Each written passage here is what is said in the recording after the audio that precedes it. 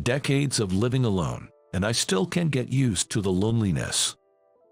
I muttered with a sigh. It's been 30 years since my divorce, after my ex-wife cheated on me. Our marriage lasted only about 2 years. She was so beautiful that she was the talk of the neighborhood, and I, with my low income, short stature, and limited education, felt unworthy of her. That's probably why I couldn't do anything but step aside quietly when I found out she was cheating on me with her handsome ex-boyfriend. I just accepted it. After all, I thought he was more suitable for her. I could have demanded alimony, but that felt even more humiliating, so I didn't. I just wanted her out of my life, and honestly, I didn't want anything to do with her anymore. But that's all in the past now. However, I haven't even had a girlfriend in the many years since my divorce. Simply put, I'm just not attractive. Even marrying my ex-wife felt almost like a miracle. Now, at 60, I've been made to retire early from my company, and I live a modest life alone, working temp jobs without touching my retirement savings. On my days off, there are times when I don't speak to anyone all day, and if the break goes on too long, I worry if I'll be able to speak properly when I return to work. I spend my time watching TV alone, eating alone. What a boring life I lead. Sometimes I think that, but there's nothing I can do about it. Of course, there was a time when I thought about remarrying. But when I attended matchmaking parties, women didn't show interest in me, and the staff at marriage agencies seemed perplexed by me, a man with no notable qualities. It's not that my standards were high, but probably because my specs were visibly low. By my late 40s, I had given up on remarriage. Then, one day, as I was living this dull life, my middle school friend Mike invited me for a drink. Mike is the same age as me, and like me, he's divorced. But he's been in a relationship for 6 months and is living together, planning to get married soon. I'm envious. Mike is a bit timid but a gentle guy, and being someone with few friends, he's an important drinking buddy to me. As soon as we met, Mike said, "Don't you ever think about remarrying, John? Senior remarriages are becoming quite popular now." Hey, cut it out with the senior stuff. I'm still young at 60. Well, there was a time I wanted to remarry, but I've given up on that now.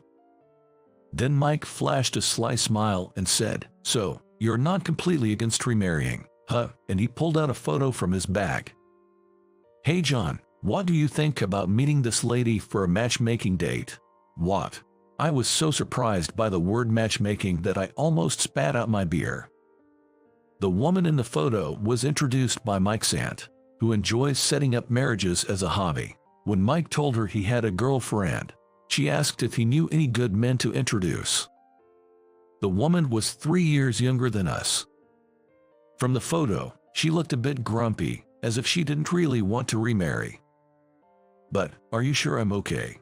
And from this photo, she doesn't seem eager to marry," I replied. Mike confidently said, "You'll be fine, John. Just meet her once. I think you two could get along well." I wasn't particularly against her, so I decided to go through with the matchmaking. On the day, I wore a suit I had prepared for the occasion and went to a fancy restaurant. There I saw Mike's aunt and the woman from the photo, looking slightly displeased.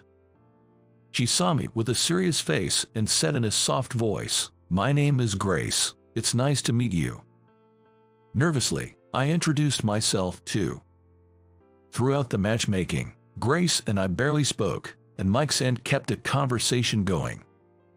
Whenever I tried to talk, Grace just nodded, looking away with a hint of disgust whenever our eyes met. She seemed eager to leave. Seeing her like that, I honestly started to feel disinterested too. I guess as adults, we're supposed to put on a good front, at least outwardly. I thought she was beautiful, but probably not nice in personality. After a while, I stopped trying to start a conversation. Seeing us not talking at all, Mike's aunt suggested, Why don't you two take a walk outside for a change of scenery? It's warm today, and the view here is beautiful," and practically forced us out of the room to the courtyard. Then Grace suddenly spoke up.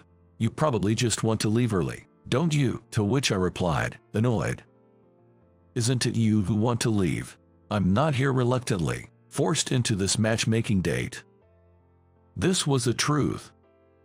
I did harbor a slight hope for this matchmaking date. But Grace said, "Maybe you were hoping for someone younger, weren't you? I came today because I couldn't say no to her, but honestly, I'm enjoying my work right now and don't feel like getting married. Sorry." Surprised by this unexpected turn of events, I thought to myself about what kind of life she must have had, but ended up laughing, thinking that's just how life is.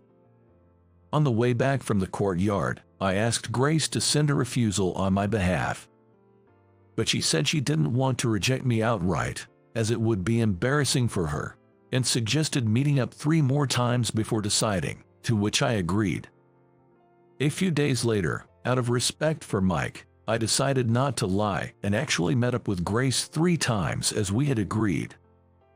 I thought it was just a temporary relationship, so I might as well enjoy it. That's what I had in mind.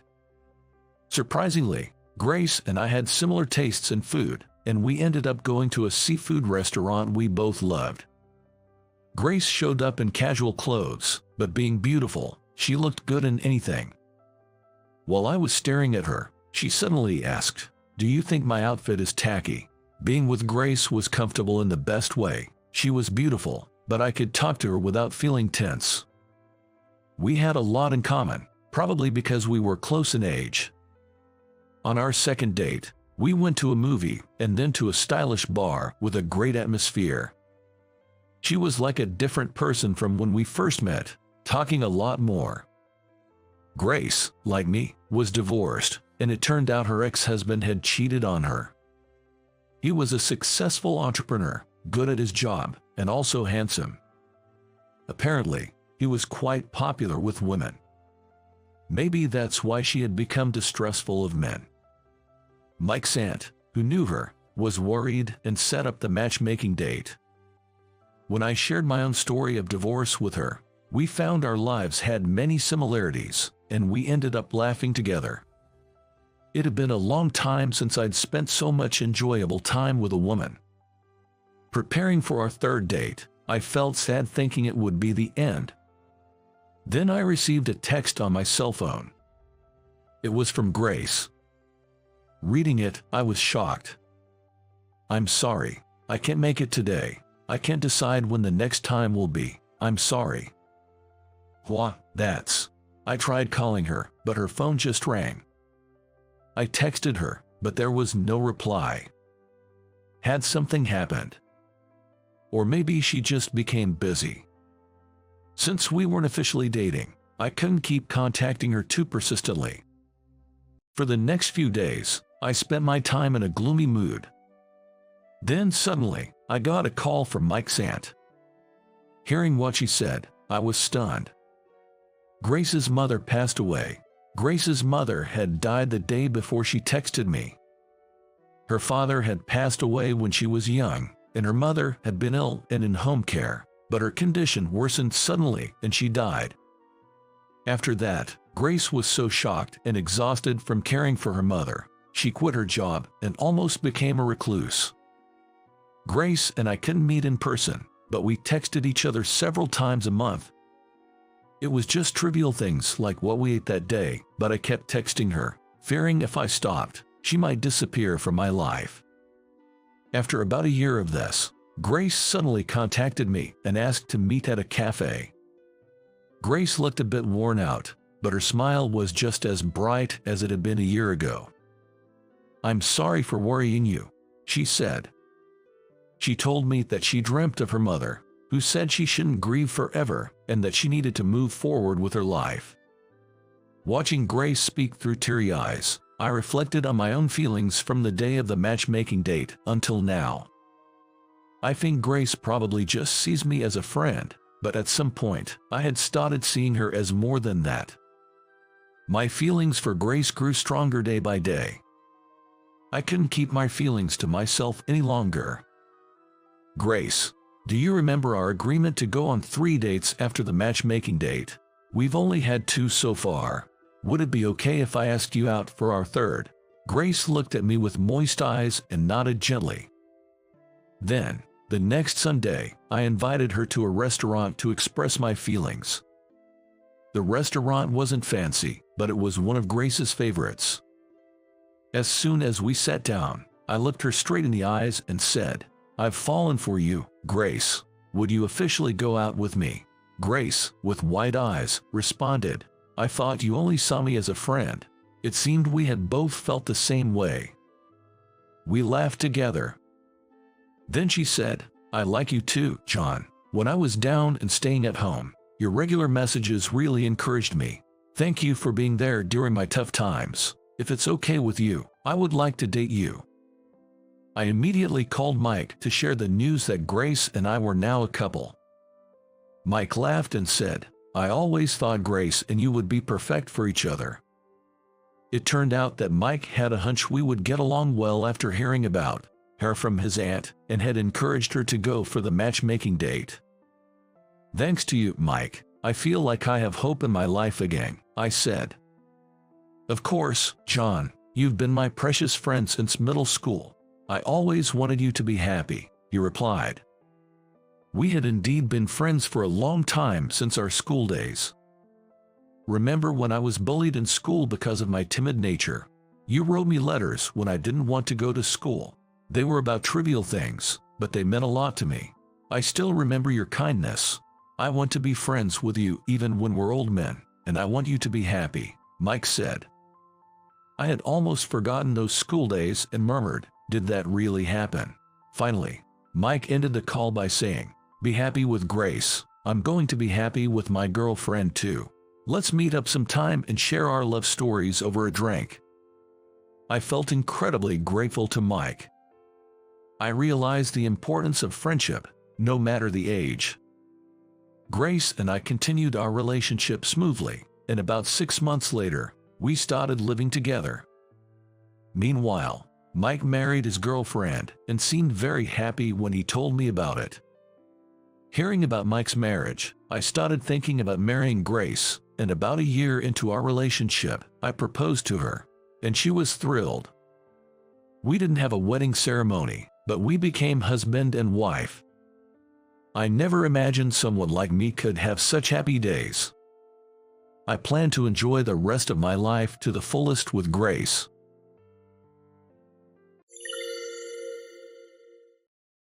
Henry. People say a name reflects a person, but I've lived a life fitting for my ordinary name, nothing extraordinary. Perhaps the one saving grace is having my dear wife, the most important person in my life. My wife, Emily, was diagnosed with dementia by our family doctor. I met my wife decades ago, a memory now far in the past. Our marriage was what you'd call an arranged marriage. The first time we met was at a matchmaking session set up by our parents. Young people today might find it unbelievable, but arranged marriages like ours were quite common in our era. "Where are we going today, Mr. Johnson?" I almost reminded my wife that she's a Johnson too, but I swallowed my words, watching her joyful expression. When the doctor first diagnosed her, I was shaken and terrified. Dementia can't be cured, only its progression can be slowed. I was scared that she would gradually become someone other than the Emily I knew. But even now, Emily is still here, her innocent laughter, reminiscent of our younger days, dazzlingly bright to me. "Let's go somewhere a bit further today." As I took her hand and stood up, my bones creaked.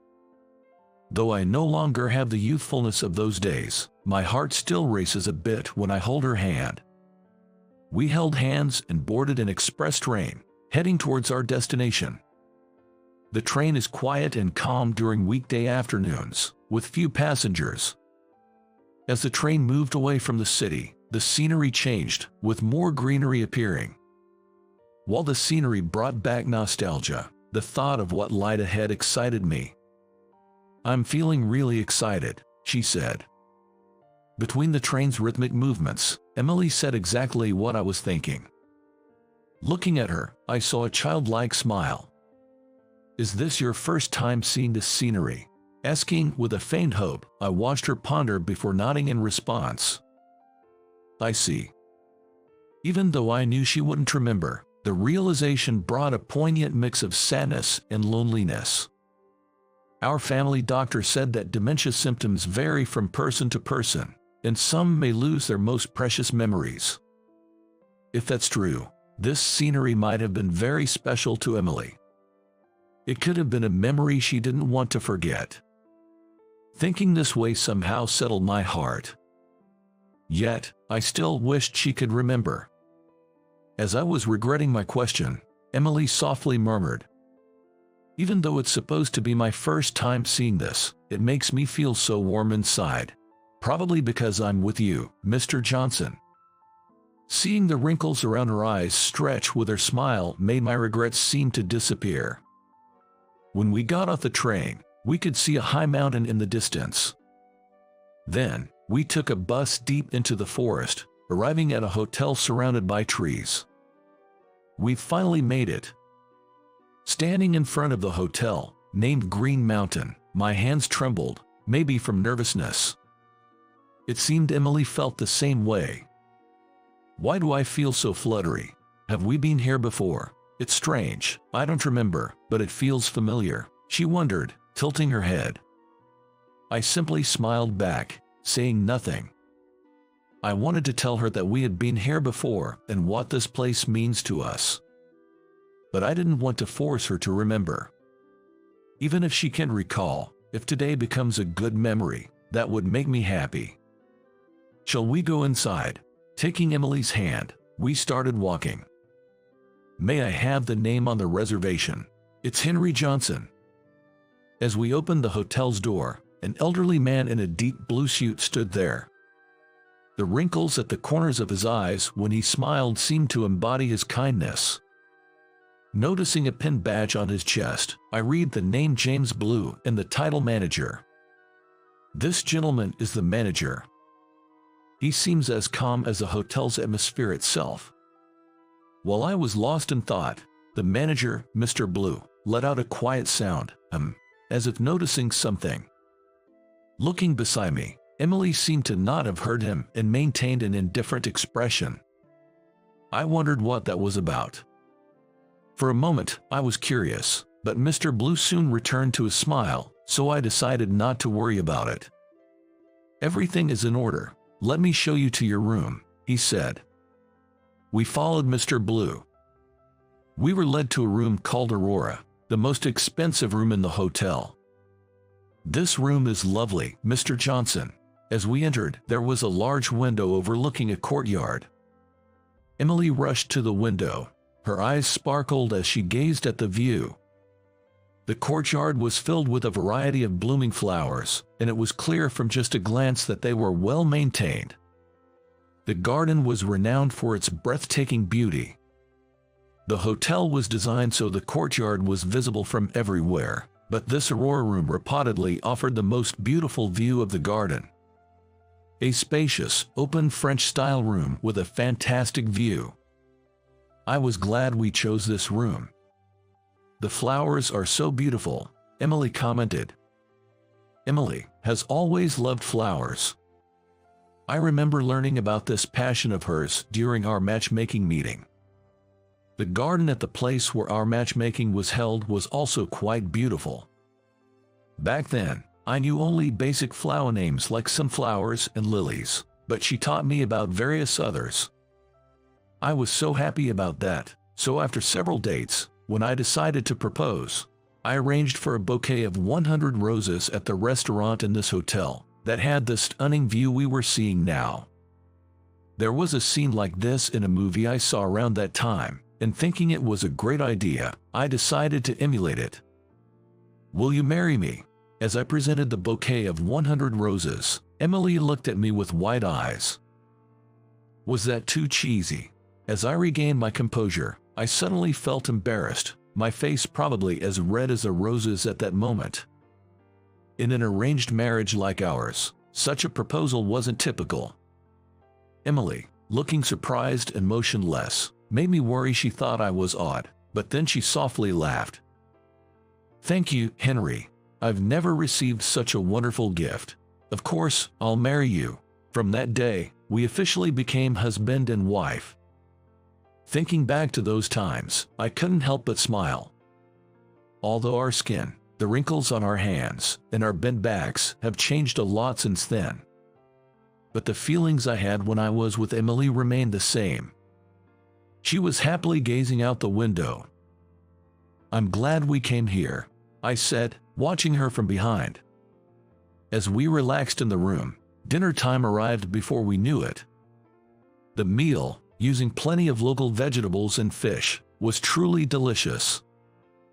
"Since we're here, how about we have a drink together?" I awkwardly suggested after dinner, and Emily nodded. "The dinner was really tasty," she said. She was touching her slightly flushed cheek with a smile. We enjoyed a rare drink together, slowly conversing.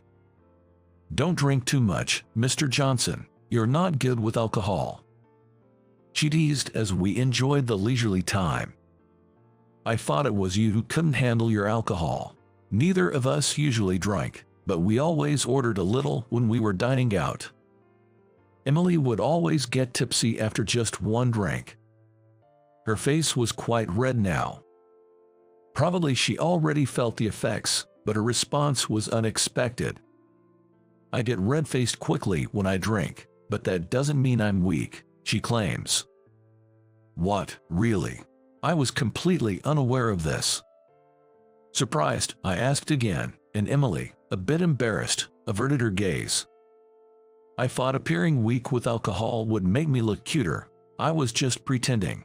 Her words, like a petulant young girl, made me laugh out loud. "I can never win against you, Emily," I said. We called it a night around 8 p.m. With the alcohol having worn off, Emily decided to use the open-air bath provided in the room. "An open-air bath, Mr. Johnson. How wonderful."